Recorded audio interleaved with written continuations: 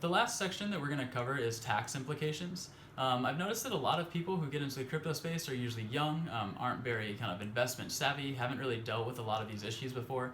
So I'm just going to very briefly go over it. Obviously, this is a section that you can spend hours and hours and hours discussing. So I highly recommend you do your own research going forward. But I think it is kind of important to do a brief cursory overview to just make you kind of aware of the considerations that you need to make and some of the research you need to do for your own personal situation.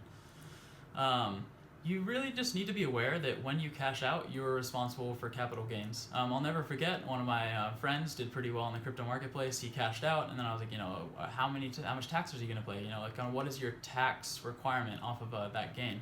And he informed me that he didn't have to pay taxes because it was in Bitcoin. That's a little concerning. That's not true at all. In case you were wondering.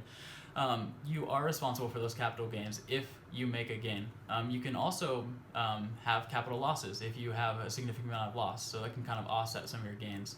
So just be aware that you need to kind of educate yourself about the tax requirements and implications of what you're doing. A lot of people also don't realize that when you're trading, like say Bitcoin for Ethereum, that is a taxable event. You are responsible for capital gains at that sale price.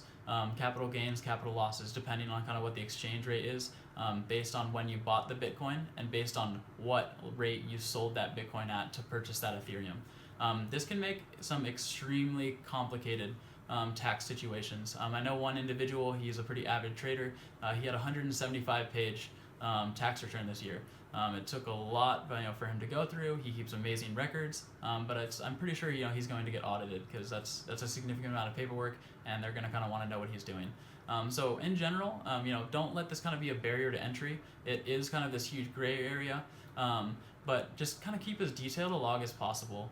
They can kind of audit you for your tax returns up to 10 years previous. So you really need to keep those records. Try to make them, like I said, as detailed as possible. It may seem like a pain right now, but there's many things going on in the space right now, such as the IRS kind of requiring Coinbase to give them information to help with audits. So it only seems like a matter of time before they have the infrastructure and the expertise to conduct these audits. So definitely be prepared for that. There are other things as well to kind of consider. It sounds kind of ridiculous, but places like Nevada and Puerto Rico have a lot better, capital gains rules and regulations around it.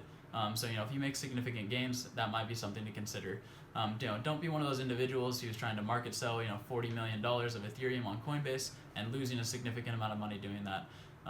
It's a good problem to have, but it's just kind of a ridiculous example to kind of show you that you really need to be aware. A lot of individuals are young, they're kind of new to this, making a lot of money, and they're happy because of that. But do the best research that you can, educate yourself on your personal situation, and try to make sure that you really understand the tax implications and how to best set yourself up for the future. And that's generally all I'm going to cover. Obviously we can go more into depth than that. Feel free to shoot out questions, do your own research. Taxes get very complicated, but kind of knowing that, doing the research, this should give you a solid basis to kind of do your own research for your personal situation.